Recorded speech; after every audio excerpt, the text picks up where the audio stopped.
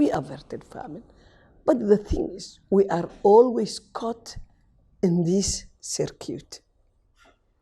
Now, our people were suffering from shortage of water.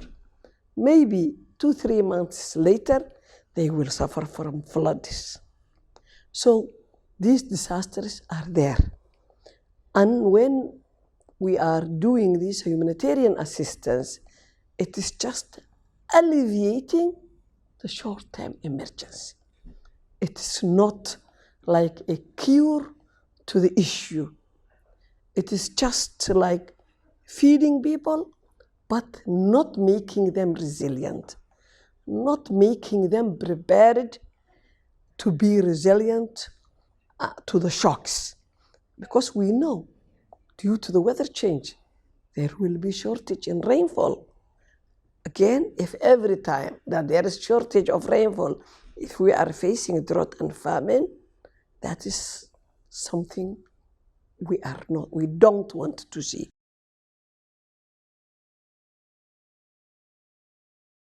I'm a medical doctor by profession. When somebody who has fever comes to you, fever is a symptom.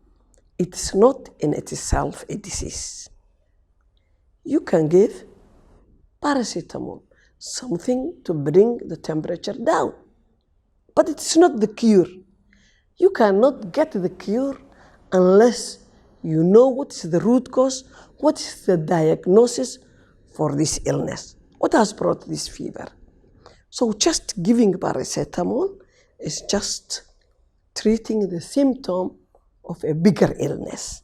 So when you look, when we are giving food, when we are giving humanitarian assistance, it is just like that.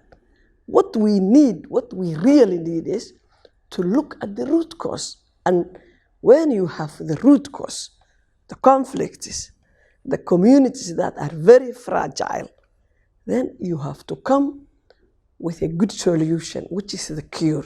So that's where I see the social protection. After the emergency, we enter the early recovery, then the resilience. So we need the social protection. We need the community to depend more on themselves. When we put in places good systems, then the people, the whole community, instead of just feeding them and leaving them, in the early recovery, they will try to make their lives more better, to become more resilient. We have seen the cash-based interventions. They helped a lot of people, not only during the crisis, not only during the emergency phase, but after that. So that is what I want to see more that we make the communities more resilient through the social protection, safety nets, creating safety nets. So for every shortage in rain, they don't become so fragile. That is the focus. That's what I want to say.